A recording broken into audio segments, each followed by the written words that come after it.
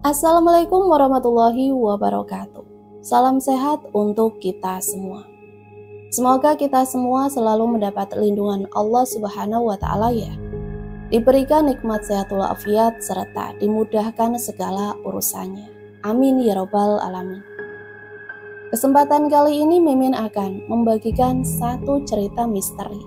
Seperti apa ceritanya? Mari kita mulai.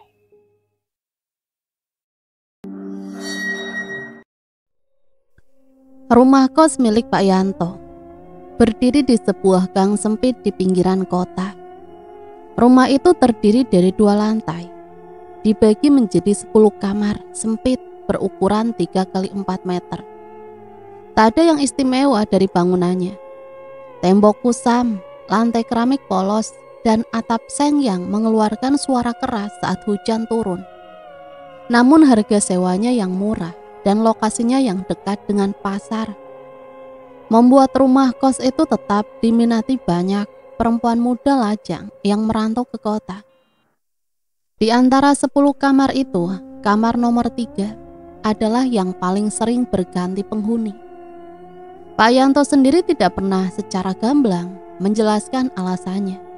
Jika ada yang bertanya, ia hanya tersenyum sambil menyebut bahwa banyak perempuan zaman sekarang susah betah. Padahal kamar itu bersih, paling dekat dengan kamar mandi, dan memiliki jendela besar yang menghadap ke halaman kecil di belakang rumah. 3 bulan lalu seorang mahasiswi bernama Lilis tinggal di sana. Umurnya baru 22 tahun. Ia ramah dan rajin menyapa siapa saja. 2 minggu pertama ia tampak baik-baik saja. Namun mulai minggu ketiga, ia mulai mengurung diri. Beberapa tetangga mendengar suara tangis dari kamarnya. Lalu suatu malam, Lilis mengemasi barang-barangnya dan pergi tanpa pamit. Keesokan harinya, hanya tersisa pakaian dalam dan handuk yang tergantung di belakang pintu.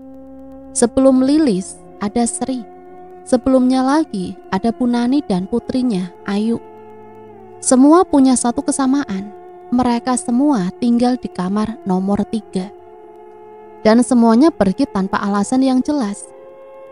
Pak Yanto sang pemilik kos dikenal ramah. Usianya sekitar 50 tahun. Perutnya buncit dan rambutnya mulai memutih. Ia jarang marah, selalu menyediakan air galon penuh, dan cepat tanggap jika ada lampu mati atau keran bocor. Namun di balik keramahan itu, ia menyimpan kebiasaan yang tak pernah diketahui siapapun. Setiap kali penghuni barunya adalah perempuan, terutama yang muda atau janda, ia selalu memperhatikan lebih dari yang seharusnya.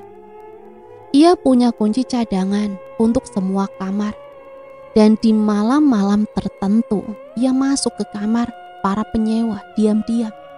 Hanya untuk berdiri di dekat kasur, mengamati mereka tidur, atau sekedar mencium pakaian mereka yang tergantung di belakang pintu.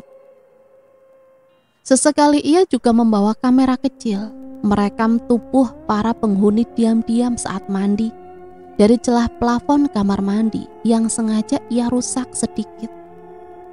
Semua itu dilakukan tanpa rasa bersalah. Termasuk saat Ibu Nani dan Ayu tinggal di kamar nomor 3 setahun lalu. Ibu Nani adalah janda yang bekerja sebagai buruh cuci, sedangkan Ayu putrinya masih duduk di bangku SMA. Mereka hanya tinggal 3 bulan, tapi dalam waktu singkat Pak Yanto sudah memiliki banyak rekaman mereka berdua. Ayu yang masih lugu tak menyadari tatapan laki-laki tua itu sering melekat di bokongnya setiap pagi saat menjemur pakaian. Suatu malam listrik di rumah kos padam. Pak Yanto menggunakan alasan itu untuk mengetuk pintu kamar mereka. Ibu Nani membukakan pintu tanpa curiga. Saat sedang memperbaiki senter, Pak Yanto menyelinap masuk. Tak ada yang tahu pasti apa yang terjadi malam itu. Tetapi keesokan harinya, seluruh penghuni kos bangun mendengar kabar bahwa Ibu Nani dan Ayu sudah pergi. Tak ada suara koper, tak ada permisi, hanya kamar kosong dan kasur yang masih hangat. Pak Yanto menutup kamar itu selama 2 minggu. Ia bilang sedang dibersihkan dan disemprot disinfektan karena Ibu Nani punya penyakit kulit. Tapi tak ada bau obat, tak ada tukang semprot datang. Yang ada hanya dirinya sendiri di dalam kamar itu selama beberapa malam, dengan suara pintu dikunci dari dalam dan tak ada yang berani mengetuk. Sejak saat itu kamar 3 seolah dikutuk. Setiap perempuan yang tinggal di situ selalu pergi tiba-tiba. Beberapa bahkan meninggalkan barang tanpa sempat dikemas. Rina, salah satu penghuni lama yang tinggal di kamar 7, pernah bersumpah melihat seorang wanita menangis di depan pintu kamar mandi. Rambutnya basah, bajunya sobek, dan suaranya gemetar. Tapi ketika didekati, tak ada siapa-siapa. Ia menyangka itu cuma halusinasi. Tapi malam-malam berikutnya, ia terus mencium bau amis seperti daging busuk. Pak Yanto menyuruhnya pakai kapur barus dan tak mempermasalahkan lebih jauh. Namun diam-diam Pak Yanto selalu menunggu malam itu. Ia tahu ada sesuatu di kamar 3 yang membuatnya terus gelisah, sekaligus bernafsu. Setiap ia duduk di depan ruang tamu dan mendengar langkah kaki dari arah kamar 3, ia seperti merasakan degup di antara pahanya meningkat. Kebiasaan buruknya tidak berubah. Malam hari saat semua penghuni tidur, ia membuka laptop, menyaksikan kembali rekaman-rekaman lama. Tubuh Ayu saat berganti baju, Ibu Nani saat mandi sambil menyabuni tubuhnya perlahan. Bahkan rekaman saat Elis terbaring sendiri di kasur dengan daster sempit. Ia menyentuh dirinya sendiri sambil tersenyum. Tapi sesekali saat layar laptopnya menampilkan kamar 3 dalam kegelapan, bayangan gelap melintas sekilas. Ia pikir itu gangguan sinyal. Tapi video itu tidak live. Itu hasil rekaman minggu lalu. Ia mengabaikannya. Kamar 3 kembali kosong. Dan Pak Yanto seperti biasa membersihkan sendiri. Namun hari itu saat ia menyapu lantai, menemukan sesuatu menyelip di bawah lemari. Potongan kuku dan sehelai rambut panjang yang masih lembab. Tak ada yang aneh di matanya. Ia hanya menggulungnya lalu membuang ke tempat sampah sambil tersenyum kecil. Ia tahu sebentar lagi akan ada penghuni baru dan ia sangat menantikannya. Hari ini langit terlihat biasa saja. Sinar matahari masuk, menyusup melalui seng yang retak. Pak Yanto sedang duduk di teras rumah, menyeruput kopi pahit sambil mengawasi jalan kecil di depan. Di tangannya tergenggam sebuah brosur bertuliskan pijat tradisional plus khusus laki-laki, panggilan ke rumah. Namun matanya tidak fokus pada tulisan itu, melainkan menatap kosong ke arah pintu kamar nomor 3 yang masih tertutup rapat. Pikirannya kembali ke 1 tahun lalu saat kamar itu masih ditempati oleh seorang janda bernama Nani dan putrinya yang masih remaja, Ayu. Awalnya mereka datang dengan wajah penuh harapan. Nani bercerita bahwa ia baru saja diusir dari rumah kontrakan karena menunggak 2 bulan. Ia bekerja sebagai buruh cuci di komplek perumahan seberang jalan. Dan Ayu sedang berusaha menyelesaikan sekolahnya sambil bekerja paruh waktu di warung makan. Pak Yanto seperti biasanya berpura-pura baik. Ia memberikan diskon untuk sewa bulan pertama, menawarkan bantuan memasang tabung gas, dan sesekali memberikan lauk sisa dari dapur belakang. Sebenarnya ia hanya sedang memulai pola yang sama seperti sebelumnya. Membuat penghuninya nyaman lalu perlahan menyusup ke ruang pribadi. Bu Nani adalah tipe perempuan yang tangguh tapi tak terlalu peka. Ia terlalu sibuk dengan cucian dan masakan untuk memperhatikan bahwa pemilik kos seringkali berdiri terlalu lama di depan kamar. Terlalu sering kebetulan lewat saat Ayu baru keluar dari kamar mandi dengan rambut basah. Ayu yang lugu dan polos setiap pagi selalu menjemur pakaian dalam tanpa rasa curiga. Sesekali Pak Yanto bahkan membantu memeras air dari cucian mereka diam-diam, menyimpan pakaian dalam yang bercecer, dan menyimpannya di kotak kecil di bawah ranjangnya sendiri. Hingga malam itu, listrik padam sekitar pukul 11 malam. Suara kipas angin berhenti dan suara rumah kos berubah sunyi. Beberapa penghuni tampak membuka jendela kamar. Mereka memeriksa apa yang terjadi. Pak Yanto yang merencanakan semuanya pura-pura keluar sambil membawa senter kecil dan obeng. Ia mengetuk pintu kamar 3. "Bu Nani, ini saya Pak Yanto. Saya mau bantu lihat listrik. Takutnya ada kabel yang bergeser." Butuh beberapa detik sebelum terdengar suara langkah kaki dari dalam pintu. Pintu dibuka setengah, hanya cukup untuk memperlihatkan wajah Bu Nani yang tampak mengantuk. "Ah, maaf ya Pak, kami juga bingung, mati semua lampunya. Kami tidur lagi aja Pak." "Biar saya cek aja Bu, nggak enak kalau sampai pagi belum nyala." Pak Yanto memaksa masuk, berjalan di sudut kamar di mana kabel stop kontak terlihat menggantung. Ibu Nani duduk kembali di kasur, tak merasa ada yang janggal. Tapi begitu Pak Yanto mematikan senter sebentar, suara denting kecil terdengar dari arah belakang. Tak lama terdengar suara Ayu terbangun. Pak Yanto berbalik cepat menatap gadis itu yang masih mengenakan kaos tidur dan celana pendek. "Ayu, lampunya masih mati. Pak Yanto kesini mau betulin," ujar ibunya tanpa sadar bahwa saat itu mata Pak Yanto tak pernah lepas dari tubuh putrinya. Yang terjadi selanjutnya tak pernah diketahui siapapun dengan pasti.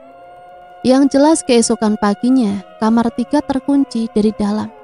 Tak ada suara, tak ada aktivitas sampai malam tiba. Kamar itu masih gelap dan beberapa penghuni kos mulai curiga. Tapi tidak ada yang berani mengetuk. Mereka pikir Ibu Nani dan Ayu mungkin pergi keluar kota. Namun pada malam ketiga, bau aneh mulai tercium dari area belakang rumah.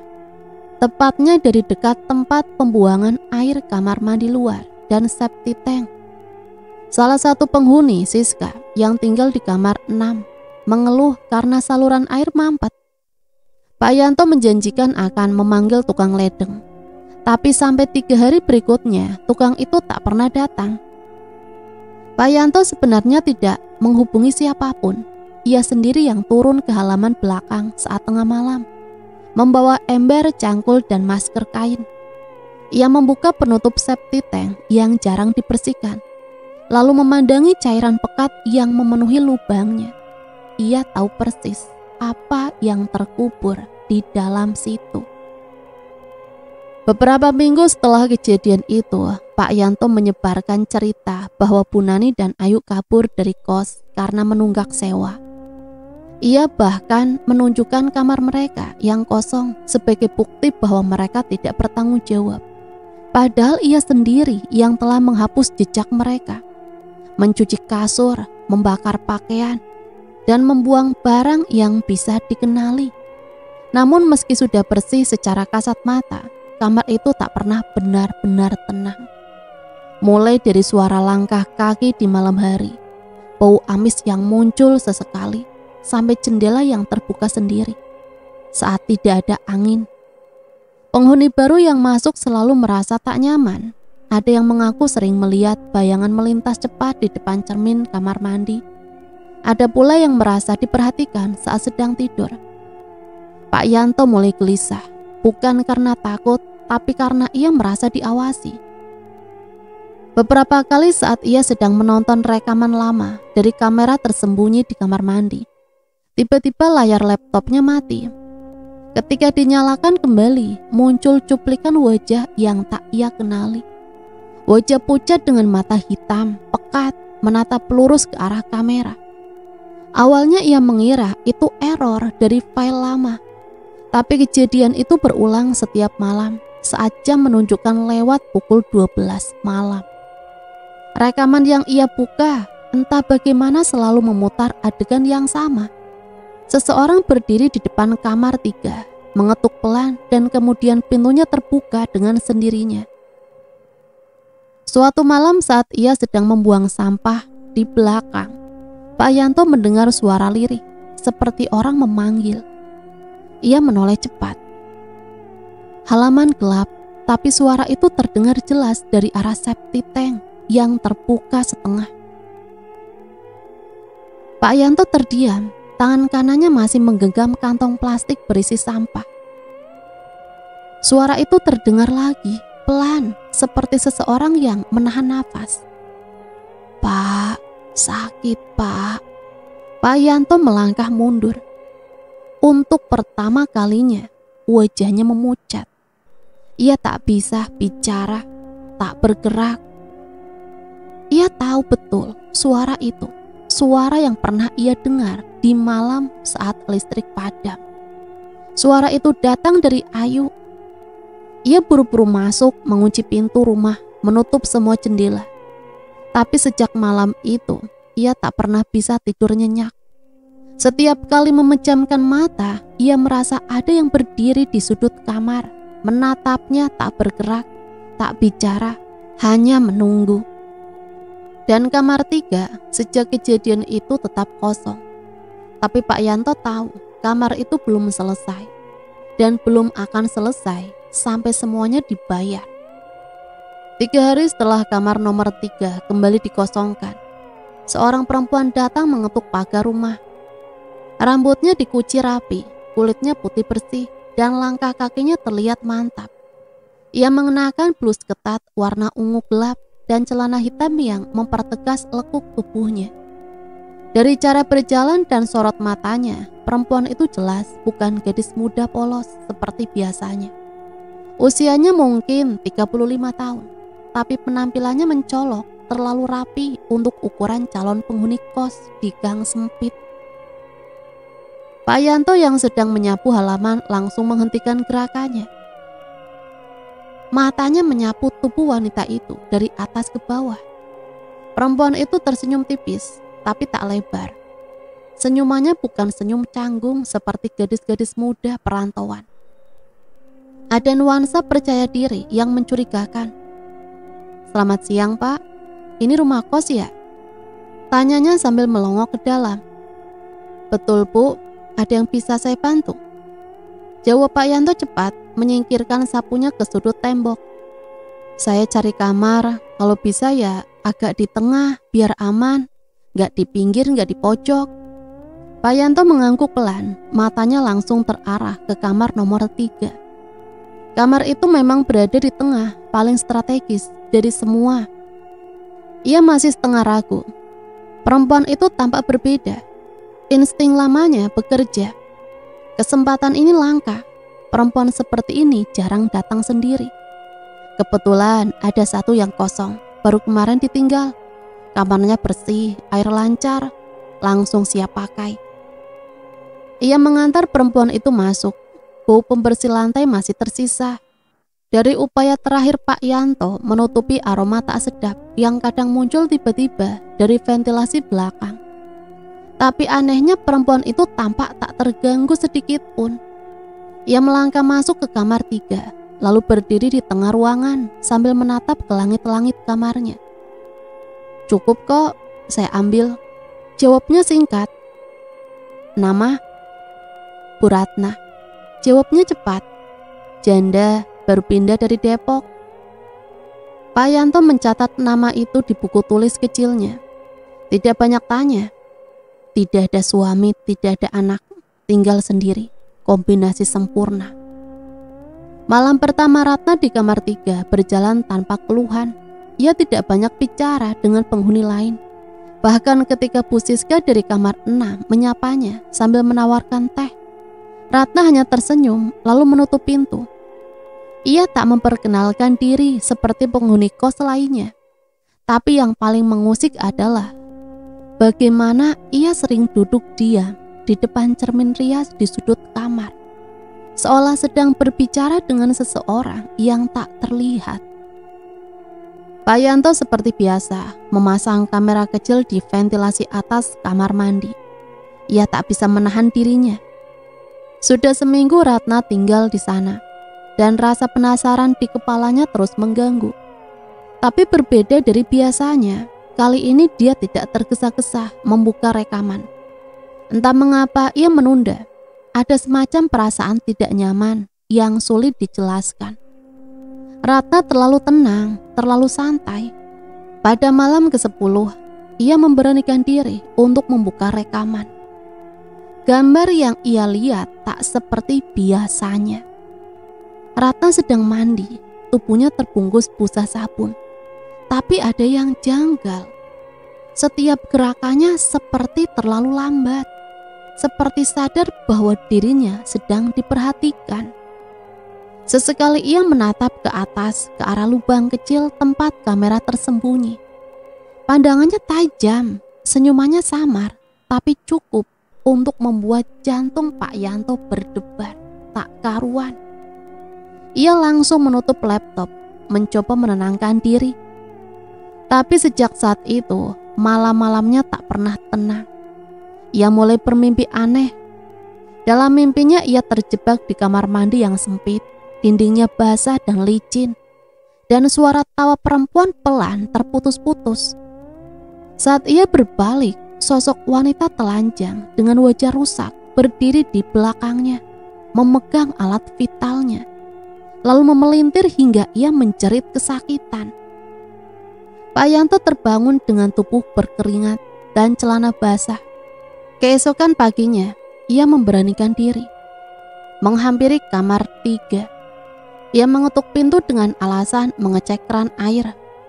Ratna membukakan pintu sambil mengenakan dasar merah dengan belahan tinggi. Aromanya menyengat, bukan parfum biasa, tapi lebih seperti kemenyan yang dicampur bunga layu. "Kerannya nggak bocor, Pak," ujarnya sambil tersenyum miring. Pak Yanto berdiri kaku, ingin sekali menatap ke dalam kamar. Tapi Ratna berdiri terlalu dekat. Nafasnya panas, tapi yang membuatnya kaget, tangan Ratna menyentuh perutnya perlahan. "Kalau Bapak lagi pengen ditemenin, tinggal bilang, Pak." Pak Yanto tersenyum gugup, tubuhnya menegang. Tapi sebelum ia sempat berkata apa-apa, Ratna menutup pintu perlahan. Malam itu Pak Yanto tidak tahan. Ia menyiapkan diri mandi, memakai baju bersih, menyemprotkan parfum murahan, dan membawa sebotol kecil anggur lokal ke kamar Ratna. Ia mengetuk pintu dengan tangan gemetar. Ratna membukakannya dengan rambut terurai dan hanya mengenakan kain tipis yang nyaris transparan. "Masuk aja, Pak, saya lagi sendiri dan lagi butuh teman ngobrol." Pak Yanto melangkah masuk. Lampu kamar redup, tirai jendela ditutup rapat. Di meja beberapa bunga melati kering tertata rapi. Entah untuk apa, Ratna duduk di ranjang, menyilangkan kakinya perlahan. Ia menatap Pak Yanto tanpa berkedip. "Mau saya bantu lepas bajunya?" tanyanya lirih. Pak Yanto tak bisa menjawab, lidahnya keluh, jantungnya berdebar terlalu cepat. Tapi ia mengangguk pelan. Ratna berdiri dan mendekatinya. Tangannya mulai membuka kancing baju satu persatu. Dalam sekejap, Ratna mencengkram pergelangan tangannya dengan kekuatan tak wajar. Nafasnya berubah berat, matanya melebar, wajahnya mulai berubah. Kulitnya tampak mengelupas, matanya memutih seluruhnya. Pak Yanto berusaha menjerit, tapi lehernya dicekik. Ratna menunduk lalu menggigit bagian tubuh yang paling ingin disembunyikan pria itu. Suara robekan dan jeritan tertahan memenuhi kamar. Darah membasahi spray, membanjiri lantai, tapi tak ada yang mendengarkan. Kamar kos itu sudah terbiasa dengan suara aneh sejak lama. Ketika fajar menyingsing, pintu kamar 3 terbuka sedikit, tapi tidak ada siapa-siapa di dalam. Hanya spray merah, bau busuk, dan jejak kaki basah yang menuju ke arah kamar mandi belakang. Pak Yanto tidak pernah terlihat lagi dan kamar 3 kembali kosong. Tapi Ratna, tak ada satupun penghuni yang bisa memastikan ia benar-benar pernah tinggal di sana. Sudah 4 hari sejak Pak Yanto menghilang tanpa kabar. Biasanya mesti dia sering mendadak pergi, masih ada jejak pintu rumahnya terbuka. sandal berserakan, atau suara radio kecilnya menyala sepanjang pagi. Tapi sekarang rumah itu sepi, lampu teras padam sejak malam pertama, dan tak ada lagi suara dari dapur belakang yang biasanya jadi tempat Pak Yanto memasak air atau merebus mie instan malam-malam. Penghuni kos mulai saling bertanya, bukan karena mereka peduli, tapi karena kamar mandi umum kini terkunci. Biasanya Pak Yanto yang membuka gemboknya setiap pagi. Kini mereka harus bergantian memakai kamar mandi kecil di tiap kamar yang sebenarnya hanya cukup untuk satu ember dan sehelai handuk. Aneh juga ya Pak Yanto, kemana dia? Biasanya kalau pergi masih sempat bilang-bilang ke Bu Siska, ujar Rina, penghuni kamar lain pada suatu pagi saat menyapu teras. Gak tahu, aku tanya ke Bu Siska juga, katanya terakhir ketemu waktu malam minggu.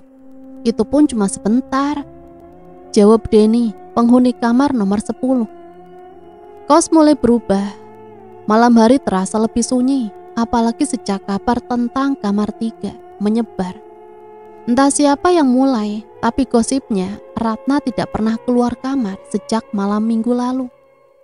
Bu Siska yang biasanya cerewet mulai merasa tak enak hati. Sebagai penghuni lama, ia merasa perlu menjaga suasana tetap kondusif. Tapi saat mencoba mengetuk pintu kamar 3, tidak ada jawaban. Padahal lampu di dalam tetap menyala dan ada suara kipas angin berputar. Tirai jendela tetap tertutup rapat, seolah sengaja menyembunyikan sesuatu. Keesokan harinya, beberapa warga RT datang. Mereka diminta oleh ketua lingkungan untuk mengecek keberadaan Pak Yanto, karena ada laporan dari keluarganya yang tinggal di luar kota. Mereka sudah mencoba menghubungi ponsel Pak Yanto berkali-kali, tapi tidak pernah aktif. Dan yang lebih aneh, rekening listrik rumah kos itu otomatis terbayar sejak 2 hari lalu. Padahal Pak Yanto tak pernah memakai sistem otomatis. Tolong dibuka pak saja, ini udah mencurigakan, kata Pak RT. Setelah menunggu 1 jam di teras rumah kos tanpa hasil, 2 warga memanjat pagar, memaksa masuk lewat jendela belakang rumah utama. Mereka mendapati dapur kosong, lantai lengket, dan bau anyir samar yang berasal dari arah belakang. Mereka terus melangkah sampai ke kamar pribadi Pak Yanto yang tidak terkunci. Di sana tidak ada tanda-tanda kekerasan, tapi tempat tidur berantakan, lemari terbuka, dan sebagian pakaian berserakan. Laptop Pak Yanto masih menyala di atas meja, tapi hanya menampilkan layar gelap. Namun yang paling membuat mereka berhenti melangkah adalah bau menyengat dari arah kamar mandi belakang. Bukan bau biasa, bukan juga bau makanan basi. Lebih mirip campuran dari limbah yang dibiarkan berhari-hari. Salah satu dari mereka memanggil warga lain. Setelah memastikan bahwa tidak ada yang tinggal di dalam kamar mandi itu, mereka memutuskan membuka tutup septic tank di belakang rumah. Begitu penutup baja itu dibuka, semua mundur 1 langkah. Bau busuk langsung menyebar, menusuk hidung. Cairan hitam pekat mengambang di permukaan, bercampur dengan gumpalan tak dikenal. Seorang warga yang berani mengintip lebih dalam langsung berteriak. Ada sesuatu yang mengapung, membengkak, dan tampaknya bukan benda biasa. Pihak kepolisian dipanggil. Setelah evakuasi yang berlangsung berjam-jam, mereka memastikan apa yang ditemukan di septic tank itu adalah jasad seorang pria yang sudah dalam kondisi rusak parah.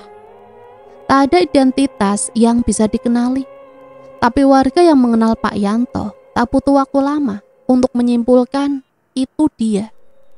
Yang mengejutkan, tak satu pun dari warga mendengar suara apapun malam kejadian. Tidak ada jeritan, tidak ada keributan. Bahkan kamera CCTV yang dipasang di gang depan tidak merekam aktivitas mencurigakan. Semuanya terlihat seperti biasa, sampai hari Pak Yanto dinyatakan hilang. Sementara itu di kamar 3 tetap tertutup. Polisi sempat bertanya siapa terakhir kali terlihat dekat dengan Pak Yanto. Beberapa penghuni menyebut nama Ratna. Namun saat polisi mencoba memeriksa kamarnya, mereka menemukan fakta ganjil. Kamar 3 tidak ada koper, tidak ada pakaian, tidak ada tanda bahwa seseorang pernah tinggal di sana. Spray bersih, lantai kering. Bahkan di lemari hanya ada beberapa gantungan kawat yang tergantung diam. Yang membuat bulu kuduk merinding adalah penghuni lain bersaksi. Jelas-jelas melihat Ratna keluar masuk kamar. Itu hampir setiap malam sebelum hari kejadian. Bahkan Dani mengaku sempat diberi senyum genit saat melewati kamar mandi. Kita harus tahu siapa pemilik identitas atas nama Ratna ini, ujar salah satu petugas sambil membawa buku tamu yang biasa digunakan Pak Yanto. Anehnya tanda tangan Ratna di buku itu tampak jelas baru ditulis beberapa hari lalu. Tetapi tinta di halaman lain tampak memudar, seolah tulisan Ratna lebih lama dari tanggal yang tertera. Jangan-jangan palsu, gumam salah satu warga. Tapi penyelidikan pun buntu. Tidak ada KTP, tidak ada nomor telepon. Bahkan tak seorang pun tahu asal kota Ratna yang sebenarnya. Malam setelah penemuan mayat, suasana di rumah kos berubah total. 2 penghuni pindah, 1 lainnya cuti kuliah dan pulang ke kampung. Bu Siska mulai sering duduk berlama-lama di teras sambil membaca ayat suci dengan suara lirih. Yang tersisa hanya sunyi. Tapi meski rumah itu seolah ditinggalkan, kamar nomor 3 tetap menjadi pembicaraan. Ada suara langkah kaki yang terdengar dari dalam kamar tiap malam. Meski pintunya dikunci dan tak ada satupun orang yang tinggal di sana. Pernah suatu malam, seorang warga yang lewat di depan kamar itu mengaku melihat siluet perempuan sedang berdiri di balik tirai jendela. Dia tidak melihat wajahnya, tapi dia tahu pasti. Rambutnya panjang terurai dan tidak menyentuh lantai. Lina berdiri diam di depan pintu. Hawa dingin terasa menusuk dari celah lantai. Ketukan tadi masih membekas di telinganya, pelan, beraturan, tapi menimbulkan rasa tidak nyaman. Lebih mengganggu adalah suara lirih dari balik pintu. Buka, aku kedinginan. Suara itu terlalu pelan untuk didengar jelas, tapi cukup nyata untuk menimbulkan bulu kuduk berdiri. Lina mengintip sekali lagi dari lubang pintu lorong, tetap kosong, tak ada bayangan kaki, tak ada tanda-tanda seseorang berdiri di sana. Ia mundur perlahan, lalu mengunci tambahan pengaman yang baru ia pasang 2 hari lalu. Tangannya sedikit gemetar saat memegang gembok kecil yang disekrup dari dalam. Meski hanya gembok sederhana, setidaknya membuatnya merasa lebih aman. Lina mengambil ponsel dan membuka aplikasi kamera. Ia merekam ke arah pintu, lalu ke seluruh sudut kamar. Tidak ada yang aneh, tapi ia tidak bisa membohongi perasaannya sendiri. Sejak tinggal di kamar ini, malamnya terasa tidak tenang. Dan ini adalah puncaknya. Keesokan paginya, ia memutuskan untuk berbicara langsung dengan Dani, penghuni kamar nomor 10. Mereka tidak terlalu akrab, tapi Lina ingat Dani pernah menawarkan bantuan saat pertama pindah. Saat itu Dani tampak seperti orang biasa, mungkin sedikit terlalu pendiam, tapi tak mencurigakan. Pagi itu Lina mengetuk pintu kamar Dani. Butuh beberapa menit sampai Dani membuka pintu. Matanya merah dan rambutnya berantakan, seperti orang yang kurang tidur. Maaf ganggu Mas Dani, saya cuma mau nanya, ujar Lina pelan. Dani hanya mengangguk. Masuk aja Mbak Lina. Lina sedikit ragu, tapi akhirnya masuk. Kamarnya Dani sangat sederhana, tidak banyak perabot, hanya kasur gulung, meja kecil, dan laptop di atas lantai. Beberapa botol air mineral kosong menumpuk di sudut ruangan. Saya diganggu Mas, kata Lina setelah duduk. Dani menoleh cepat. Maksudnya? Semalam ada yang ngetuk pintu tengah malam. Terus saya dengar suara orang minta tolong. Dani menghela nafas. Sudah mulai ya? Lina menatapnya bingung. Maksudnya? Dani membuka laci kecil dan mengeluarkan sesuatu. Sebuah buku catatan lusuh. Ia membukanya. Di halaman tengah lalu memperlihatkan pada Lina. Di sana ada coretan tanggal dan catatan singkat. 4 Februari. Suara langkah pukul 1 dini hari. 6 Februari, suara ketukan kamar 3 kali. 8 Februari, suara perempuan menangis. Ini yang saya catat sejak bulan lalu. Ujar Dani pelan. Sejak Pak Yanto ditemukan, tapi yang saya dengar bukan cuma suara. Lina menggenggam tangannya erat-erat. Mas tahu sesuatu soal kamar 3? Dani menatapnya lekat-lekat. Itu kamar terakhir yang ditempati ibu dan anak itu, yang mayatnya ditemukan di septic tank. Lina menunduk, meski sudah membaca kabar itu di internet. Mendengarnya langsung dari orang yang tinggal di lokasi kejadian, membuat semuanya terasa lebih nyata. Waktu itu saya nggak berani campur tangan, tapi setelah kejadian itu saya mulai dengar hal-hal aneh. Dan kamu Mbak Lina masuk ke kamar itu. Lina menghela nafas panjang. Saya nggak punya tempat lain mas. Ini yang paling masuk akal dari segi biaya dan cara kerja. Dani tidak menyalahkannya. Ia hanya mengangguk. Cuma satu yang bisa saya bilang. Kalau kamu dengar suara apapun malam-malam, jangan ditanggapi. Jangan buka pintu. Jangan ngomong balik. Lina mengangguk. Meski masih menyimpan rasa takut, ia kembali ke kamarnya dan menghabiskan sore dengan memutar rekaman CCTV kecil yang ia pasang diam-diam di dekat pintu kamarnya. Ia tidak yakin akan menemukan sesuatu, tapi lebih baik tahu daripada tidak. Hasil rekaman semalam membuatnya terdiam. Tepat pukul 1 dini hari, ada suara ketukan di pintu. Di kamera terlihat sedikit bayangan seperti siluet, tapi bukan manusia biasa. Siluet itu berdiri tanpa gerak selama hampir 2 menit, tidak bergerak sama sekali. Lalu menghilang dari bingkai, seolah lenyap begitu saja. Malamnya Lina memutuskan tidak tidur. Ia menyiapkan air minum, mengisi daya ponsel, dan duduk bersandar di tembok dengan selimut pembungkus tubuh. Ia tidak menyalakan lampu terang, hanya lampu tidur kecil agar tidak mencolok. Di pangkuannya ponsel menyala dengan aplikasi kamera terbuka ke arah pintu. Suara pertama terdengar, gemerisik seperti kain diseret.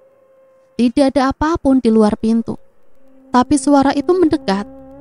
Pukul 12, ketukan pertama terdengar lagi. Kali ini lebih cepat. Ia menahan nafas, menatap layar ponsel. Tidak ada apa-apa, tidak ada apa-apa. Ketukan berhenti, lalu suara lirih terdengar. Lina, buka. Ini aku, Rina. Lina membeku. Itu nama kakaknya yang meninggal 2 tahun lalu dalam kecelakaan.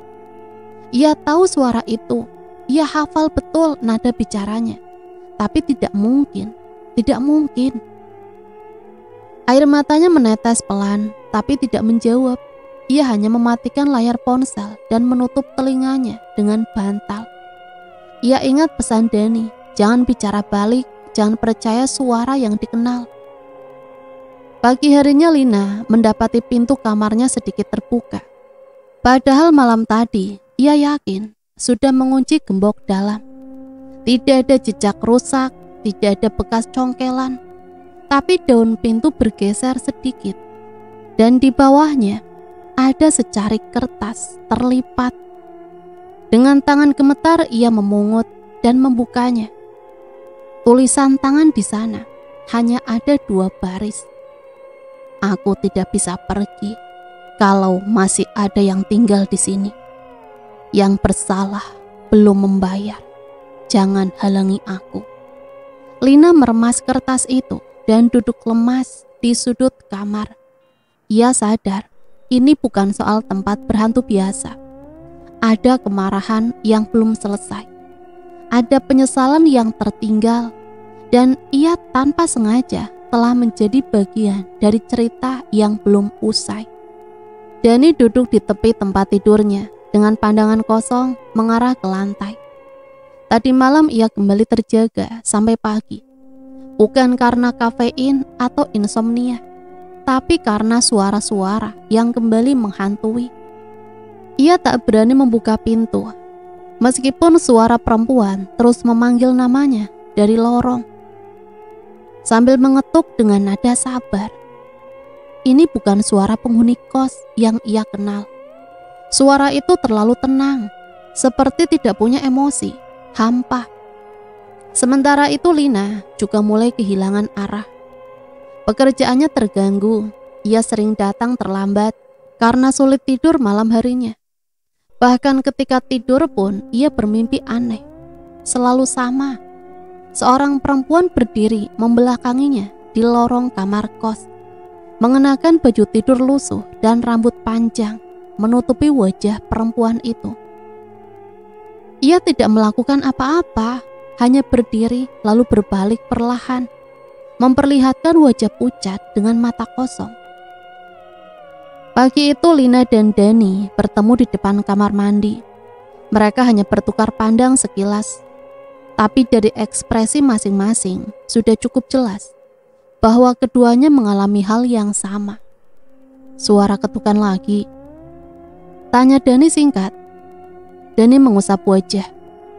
Aku dengar juga, tapi dia nyebut namaku. Lina menekuk ludah. Mereka berdua tidak tahu harus bagaimana. Lapor ke polisi sudah tidak masuk akal. Bahkan satpam lingkungan pun tidak bisa berbuat apa-apa. Pernah ada seorang ustadz datang, tapi hanya bertahan 2 malam sebelum pergi tanpa pamit. Siang harinya Dani iseng membuka kembali grup WA penghuni lama. Grup itu sudah lama tidak aktif, tapi ia menggulir ke atas, mencari-cari obrolan sebelum peristiwa mengerikan beberapa bulan lalu. Di sana ia menemukan potongan pesan lama dari seorang bernama Fitri. Aku gak kuat tinggal di kamar itu. Tengah malam sering dengar suara orang jalan, tapi gak ada siapa-siapa. Bahkan pernah lihat bayangan duduk di depan pintu kamar. Dani mengernyit, ia tak mengenal Fitri. Tapi dari konteks chat tampaknya Fitri sempat tinggal cukup lama di sana. Ia salin nomor teleponnya, lalu mencoba menghubungi via pesan singkat. Tak disangka Fitri membalas, "Kamu juga diganggu ya? Itu bukan halusinasi. Semua itu mulai dari kamar 3. Dulu ibu dan anak itu tinggal di sana. Mereka baik. Tapi kenapa habis malam itu suara-suara mulai muncul, terutama setelah mereka hilang?" Dani menelan ludah. Ia mencoba menggali lebih banyak, dan Fitri akhirnya memberikan satu informasi penting. Walaupun Dani ini kos di situ, dia tahu tragedi mayat di septic tank. Dia tahu tentang kematian Pak Yanto. Tapi Dani ini tidak tahu secara detail, karena Dani ini jarang di kosan dan lebih sibuk di luar. Dan ketika kejadian itu, Dani sedang pulang kampung. Dan ketika balik ke kos, penghuni kos sebagian sudah pada pindah. Dan ada beberapa yang katanya masih pulang kampung, belum kembali ke kosan lagi. Dan bertemulah Dani dengan Lina. Dani juga tipe orang yang cuek, gak begitu percaya dengan hal gaib. Baru setelah mengalami gangguan, Dani percaya dan ingin menggali informasi lebih dalam. Mereka ditemukan terkubur di septic tank 2 minggu setelah menghilang. Tapi katanya hanya mayat si ibu yang utuh, anaknya cuma sebagian. Dani tak bisa berkata-kata. Jadi memang benar. Ada kematian yang belum tuntas, sesuatu yang menyimpan dendam, dan kini mulai bergerak. Sore itu Dani mengetuk pintu Lina. Mereka sepakat bicara serius. Tidak bisa dibiarkan lebih lama, Lina. Aku rasa ini semua belum selesai. Mereka arwah yang menghantui masih punya urusan di sini. Lina mengangguk. Tapi kita bisa apa, Dan? Aku gak tahu pasti. Tapi mungkin kita bisa mulai dari mencari tahu Siapa yang terakhir kali melihat ibu dan anak itu hidup-hidup? Bisa jadi ada yang tahu lebih dari kita. Malam itu mereka mendatangi rumah Pak Johan, tetangga yang dekat dengan kosan, dan sekarang menjaga kos karena Pak Yanto sudah meninggal. Awalnya pria tua itu tidak ingin bicara. Ia menolak dengan berbagai alasan. Sampai akhirnya Dani berkata dengan lantang, "Pak, ini bukan cuma soal masa lalu. Kami diganggu dan saya yakin ini hubungannya dengan cara mereka mati." Pak Johan termenung lama sebelum akhirnya membuka pintu lebar dan mempersilahkan mereka masuk. "Saya nggak pernah cerita ke siapa-siapa, termasuk ke polisi. Tapi kalian harus tahu," ujarnya lirih. "Malam itu saya lihat Pak Yanto masuk ke kamar itu, dan tak lama Juragan Sugeng ikut masuk." "Juragan Sugeng? Siapa Juragan Sugeng?" "Dia adalah teman Pak Yanto. Saya melihat mereka masuk kamar 3. Waktu itu mati lampu. Juragan Sugeng juga tak biasa di sini. Dia memang jarang di sini. Tapi malam itu dia masuk bawa sesuatu, mungkin minuman. Lalu pintu ditutup. Dani dan Lisa saling pandang. Beberapa menit kemudian saya dengar suara teriakan, tapi saya pikir itu cuma pertengkaran biasa. Besoknya mereka hilang. Katanya pindah diam-diam, tapi saya curiga, apalagi pas baunya mulai tercium dari arah septic tank. Pak John menunduk. "Saya nggak punya bukti. Tapi sekarang Pak Sugeng kemana?" "Sejak kejadian malam itu, Pak Sugeng tidak pernah kelihatan ke sini. Apalagi ketika Pak Yanto diketahui meninggal. Pak Sugeng langsung menghilang. Katanya pindah ke kampung, tapi saya yakin dia tahu sesuatu." Lina mengepalkan tangan.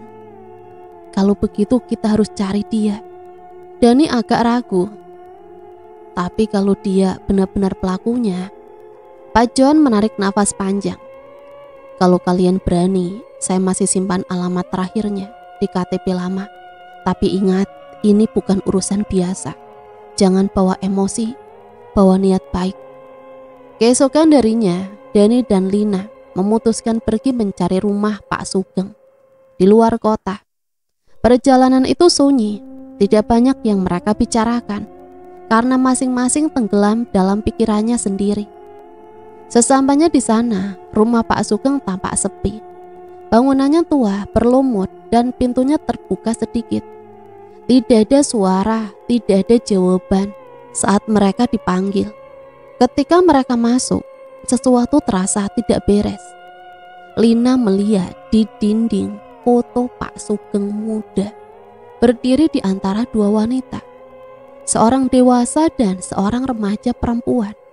Wajah yang dikenalnya dari kamar kos, wajah ibu dan anak yang kini menghantui mereka. Dan di bawah foto itu tergeletak sebuah koper tua yang terbuka. Isinya kain lusuh yang berlumuran bercak gelap, potongan foto-foto robek dan liontin kecil berbentuk hati. Lina mengangkat liontin itu dan membukanya. Di dalamnya ada foto kecil sang anak. Di baliknya tertulis tulisan tangan, "Kalau aku hilang, tolong carikan aku." Lina menatap liontin kecil itu cukup lama. Ia memutar-mutar benda itu di tangannya, memperhatikan setiap detail yang mungkin bisa menjadi petunjuk. Bentuknya biasa, seperti yang banyak dijual di toko perhiasan. Tapi bobotnya terasa berat. Ada sesuatu yang mengganjal, bukan dari fisiknya, tapi dari isi yang tersimpan di dalamnya. "Foto ini asli," ujar Lina lirih sambil menunjukkan gambar anak perempuan yang masih sangat muda, mungkin baru berusia belasan. "Ini dia, anak penghuni kamar 3. Dani menatap foto itu dengan alis terangkat. Ia mengangguk perlahan. "Iya, wajahnya mirip sama sosok yang pernah aku lihat sekilas pas pintu kamar itu tiba-tiba terbuka malam-malam. Aku kira cuma bayangan, tapi sekarang aku yakin." Mereka menyusuri ruangan Pak Sugeng yang sepi. Tidak ada suara, tidak ada tanda-tanda penghuni. Bahkan listrik rumah sepertinya sudah lama diputus. Udara di dalam ruangan terasa lembab dan ada bau aneh, bukan busuk, tapi seperti sesuatu yang lama terabaikan. Di meja ruang tamu mereka menemukan beberapa dokumen lama. Sebagian besar berupa kwitansi, catatan daftar penyewa kos, dan buku kecil berisi tulisan tangan. Mungkin dia mengambil buku ini dari rumah Pak Yanto. Denny membalikkan lembaran-lembarannya dengan pelan. Ini catatan bulanan kos, tapi aneh, beberapa halaman disobek. Gumamnya. Lina memperhatikan lembaran yang tersisa. Ada satu nama yang tertulis dengan stabilo merah. Sari, Putri. Siapa lagi ini? Rini dan Putri adalah dua mahasiswa yang juga ngekos di tempat itu dan menghilang tanpa jejak. Yang membuat jantung Lina berdetak lebih kencang adalah coretan kecil di bawah nama mereka. Jangan terlalu sering di sana. Mereka mulai banyak tanya. Lina menunjuk catatan itu ke Denny. Lihat, ini semacam peringatan atau pengingat. Tapi ditulis oleh siapa? Denny menduga itu tulisan Pak Sugeng. Dari gaya tulisannya yang sama seperti tanda tangan di halaman berikutnya. Berarti dia tahu mereka curiga, atau mungkin mereka sempat tahu rencananya. Ucap Denny dengan suara berat. Seketika suara dari lantai 2 membuat mereka berdua membeku. Bukan suara langkah, bukan suara jeritan. Hanya bunyi gesekan kayu, seperti ada kursi yang ditarik perlahan di atas lantai. Denny memberi isyarat kepada Lina untuk tetap di belakang. Dengan pelan mereka menaiki anak tangga kayu yang sudah rapuh. Setiap pijakannya menimbulkan bunyi renyah dan membuat nafas mereka tertahan. Saat mereka sampai di lantai 2, tak ada siapa-siapa. Tapi sebuah pintu terbuka lebar menghadap ke kamar yang tampak seperti ruang kerja. Di dalamnya hanya ada satu meja kayu tua, kursi, dan lemari besi kecil. Di atas meja terdapat map merah. Denny membukanya. Isinya membuat mereka tercengang. Foto-foto puluhan, mungkin ratusan, tersimpan rapi dalam kantong plastik. Semua menampilkan penghuni kos yang berbeda-beda. Sebagian besar adalah perempuan muda, tertangkap kamera dalam kondisi tak sadar. Sebagian tidur, sebagian lagi tampak seperti sedang diawasi dari celah pintu. Apa ini semacam dokumentasi diam-diam? Tanya Lina dengan nafas tercekat. Denny mengangguk. Ini bukti. Mungkin inilah alasan kenapa arwah itu belum tenang. Karena tidak ada yang tahu seberapa panjang daftar korban sebenarnya. Mereka membongkar lemari dan menemukan lebih banyak benda mencurigakan, termasuk rekaman suara dalam bentuk kaset lawas. Lina menemukan pemutar kaset portable di dalam laci, menaruh salah satu kaset di dalamnya dan menekan tombol play. Suara serak seorang pria langsung terdengar. Malam ini kamar 3 akan dikosongkan. Saya harus pastikan tidak ada yang tahu. Sari mencurigakan. Tidak boleh ada bukti. Lina terdiam, wajahnya pucat. Denny mematikan kaset. Kita harus bawa ini ke polisi. Namun saat mereka akan keluar pintu utama, rumah tiba-tiba tertutup sendiri. Tak terkunci, tapi seperti tertarik oleh hembusan angin keras yang datang entah dari mana. Lina menoleh ke belakang. Suasana mulai berubah. Udara terasa lebih berat, seolah mereka baru saja mengusik sesuatu yang seharusnya tidak dibuka. Tapi tekad mereka sudah bulat. Bukti harus dibawa dan cerita harus dibuka. Tidak bisa terus dibiarkan sebagai desas-desus atau mitos.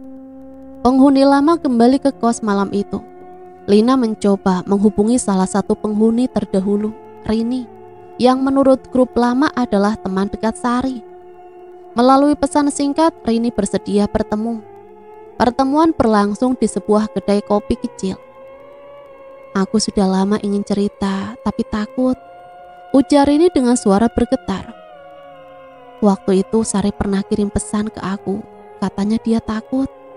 Ada orang yang sering intip dari loteng atas kamar, tapi tidak tahu siapa. Dia curiga. Pak Yanto? Tanya Lina. Rina mengangguk, tapi gak ada bukti. Habis itu mereka menghilang. Aku tanya ke Pak Yanto. Katanya pindah mendadak, tapi rasanya gak masuk akal. Sari orangnya terbuka, pasti pamit. Lina menunduk. Kami sudah tahu semuanya, termasuk apa yang sebenarnya terjadi. Setelah itu Rini menangis pelan. Kalau begitu bantu mereka, biar gak terus menghantui orang-orang, biar bisa tenang. Malam itu Dani dan Lina menyusun rencana terakhir.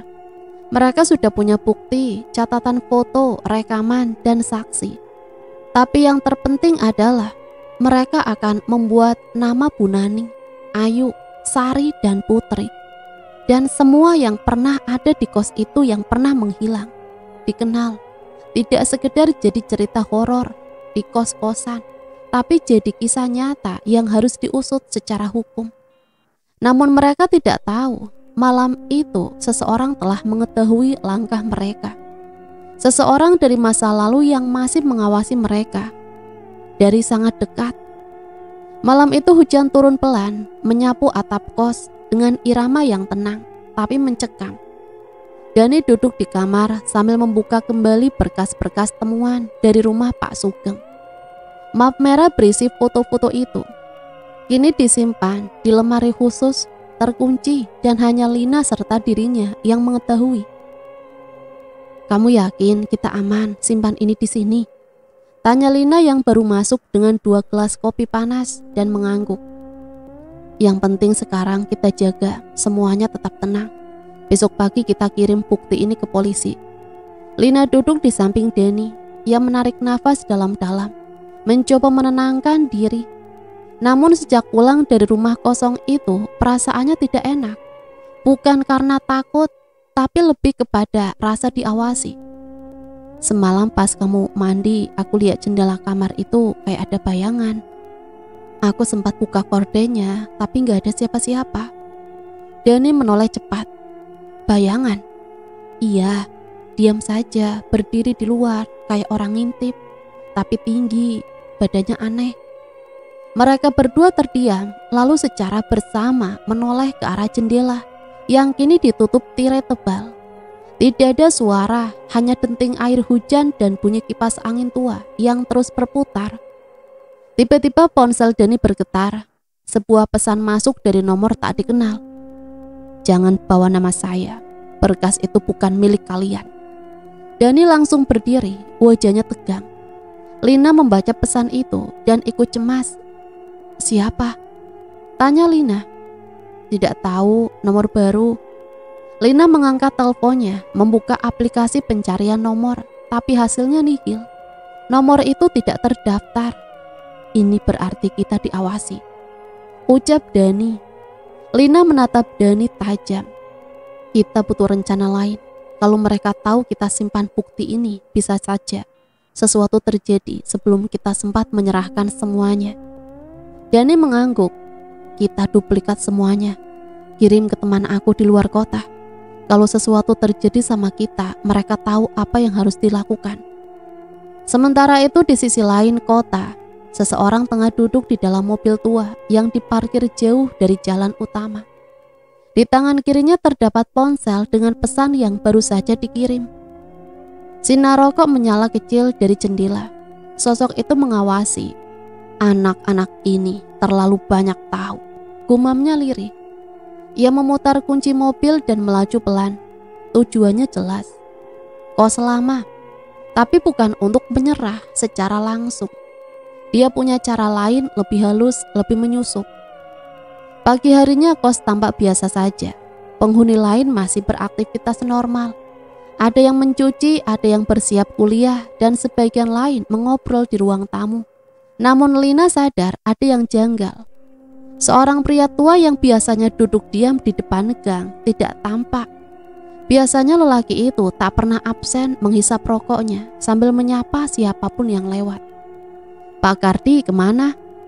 tanya Lina pada Mbak Sri, pemilik warung. "Sejak subuh tadi udah gak kelihatan, padahal biasanya dia yang bantu angkat galon," jawab Mbak Sri sambil memotong tempe. "Dia pernah bilang ke saya sempat lihat hal aneh di belakang kos, tapi gak pernah mau cerita." Lina makin penasaran. Sore harinya ia mengajak Dani melihat ke bagian belakang kos, tepatnya di dekat septic tank tua yang jarang disentuh. Tempat itu selalu lembab dan gelap, bahkan rumput pun enggan tumbuh di sekitarnya. Saat mereka mendekat, Dani berhenti mendadak. Di dinding kusam yang menjadi pembatas area belakang tergores aneh, seperti angka terbalik dengan coretan silang. Lina menyentuh dinding itu. "Ini bukan coretan anak-anak. Siapa yang bikin simbol ini?" "Oh ya, aku pernah lihat di map merah itu." "Oh iya, di salah satu foto yang paling bawah." Mereka berdua panik. Jika benar simbol ini sama artinya seseorang pernah menggunakan tempat ini untuk hal yang lebih gelap daripada sekedar penyimpanan air limbah. Mungkin tempat ini menyimpan rahasia paling besar yang belum terbongkar. Malam pun tiba. Dani menyembunyikan flash disk berisi salinan dokumen ke dalam lubang ventilasi kamarnya. Lina memeriksa semua kunci. Mereka tidur bergantian malam itu. Tapi sekitar pukul 2 dini hari, suara langkah kaki pelan terdengar dari arah lorong. Bukan langkah tergesa, tapi perlahan, berat. Seperti seseorang yang tidak ingin tertangkap. Lina membuka mata. Ia tak bergerak, hanya mendengar langkah itu. Langkah itu berhenti tepat di depan kamar mereka. Terdengar suara ketukan, tidak keras tapi cukup membuat bulu kuduk berdiri. Dani perlahan meraih tongkat besi di bawah ranjang. Ia mendekat ke pintu. "Siapa?" Tidak ada jawaban. Dani membuka pintu sedikit, tapi lorong gelap, tidak ada orang, tidak ada suara. Saat menutup pintu, mata Dani menangkap sesuatu di bawah keset. Ada kertas kecil. Ia membukanya perlahan. Tulisan tangan kasar penuh goresan. "Jangan jadi pahlawan, atau kalian jadi korban berikutnya." Dani menunjukkan kertas itu pada Lina. Mereka sadar, waktu mereka tidak banyak. Besok adalah hari penentu, atau semua yang telah dikumpulkan akan ikut lenyap bersama mereka. Pagi itu cuaca mendung menggantung di atas langit. Suasana seolah ikut menyembunyikan rahasia yang telah lama terkubur di dalam kos tua milik Pak Yanto. Dani berdiri di depan pintu kamar, memandangi koridor yang masih sepi. Ia tak bisa tidur semalaman setelah pesan ancaman dan suara langkah misterius. Dini hari tadi, Lina duduk di kursi kecil sambil memegang tas ransel. Di dalamnya tersimpan salinan dokumen, foto dan rekaman suara yang mereka temukan dari rumah Pak Sugeng beberapa hari lalu. "Aku sudah siapkan semuanya," ujar Lina, wajahnya tegang tapi mantap. Dani mengangguk.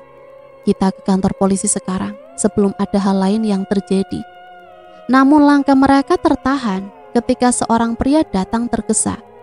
Baju lusuh dan wajah penuh peluh. Ia berdiri terengah di depan gerbang kos.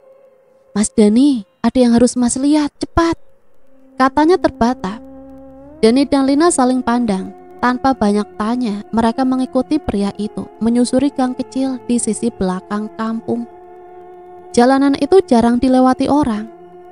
Mereka sampai di sebuah gubuk semi permanen yang terlihat seperti bekas gudang.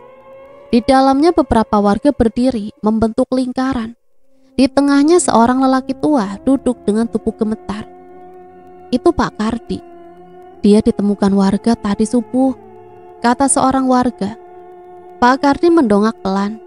Tatapannya kosong, seperti seseorang yang telah melihat sesuatu yang tak bisa dijelaskan. Saya lihat dia. Dia belum pergi." "Siapa, Pak?" tanya Dani. Pak Kardi tidak langsung menjawab, tapi setelah beberapa detik ia mengangkat tangan yang gemetar dan menunjuk ke arah kos perempuan. perempuan muda itu yang hilang beberapa bulan lalu. Saya lihat dia berdiri di lorong, tapi mukanya bukan manusia lagi. Hening. Warga saling menatap. Beberapa mulai berbisik-bisik. Dani dan Lina tahu ini bukan halusinasi. Sosok yang disebut Pak Kardi mungkin adalah arwah dari salah satu korban yang pernah tinggal di kos itu. Korban yang tidak pernah ditemukan jenazahnya. Sore harinya Dani dan Lina sampai di kantor polisi. Mereka diterima oleh seorang penyidik senior, Pak Joko. Tanpa buang waktu, Dani menyerahkan semua bukti foto rekaman suara dan catatan aktivitas mencurigakan Pak Sugeng. Pak Joko membaca satu persatu, wajahnya semakin serius. Kalau semua ini benar, kita bisa buka penyelidikan resmi. Tapi kalian harus siap bersaksi. Kami siap, Pak. Dan satu lagi, kalau sampai berita ini bocor lebih dulu, nyawa kalian bisa terancam. Malam pun datang, kos terlihat lebih tenang dari biasanya. Namun di kamar Dani dan kamar Lina, ketegangan belum reda. Mereka duduk berdua membahas apa yang harus dilakukan.